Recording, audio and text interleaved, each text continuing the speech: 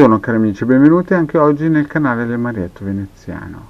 Oggi, come avete visto la mascherina, parlerò del libro stupendo che ha appena divulgato Alexandra Rendel, dal titolo Malefici e Incantamenti o Malefici Incantamenti.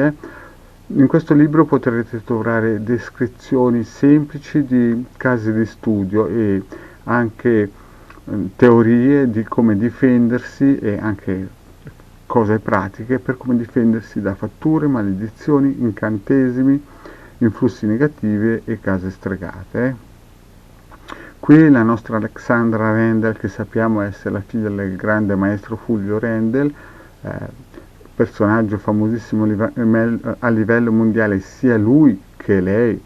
E in questo libro qua proprio spiega in modo molto semplice la materia. La materia la divulga attraverso questo libro. Questo libro è un libro che ha un prezzo accessibile a tutti, costa 18 euro, ha 248 pagine, è di fattura pregiata, una bellissima carta, ma quello che è molto importante è anche il contenuto che è una via di mezzo fra un libro didattico in cui spiega la materia in profondità con dei rimedi come li ha risolti la grande Alexandra Rendel. Per chi non lo sapesse, Alexandra Rendel a livello mondiale è una delle più brave e conosciute divulgatrici della materia dell'occulto di esoterismo. Il libro è edito dalla Aperion Edizioni.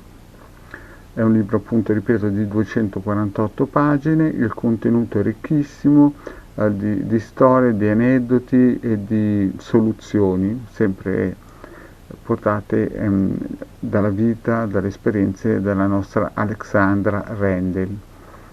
Quindi, cari amici, vi consiglio, se vi manca, e penso che non dovreste farlo mancare, nella biblioteca del ricercatore, del vero ricercatore dell'occulto o di esoterismo. Cari amici, detto questo, il vostro Marietto Veneziano vi saluta. Non vi posso dire niente, non vi posso spoilerare il contenuto perché chiaramente so che lo vorrete prendere e quindi non voglio anticiparvi niente. Vi dico solamente che è un testo imperdibile per ogni ricercatore del vero e non può mancare nella vostra biblioteca. Bene, cari amici, adesso il vostro Marietto Veneziano vi saluta e vi chiede, se non lo avete ancora fatto, di iscrivervi nel canale di Ildegarda o nel canale di Marietto Veneziano, di venirci a trovare nei nostri gruppi Facebook. Grazie cari amici e alla prossima, ciao!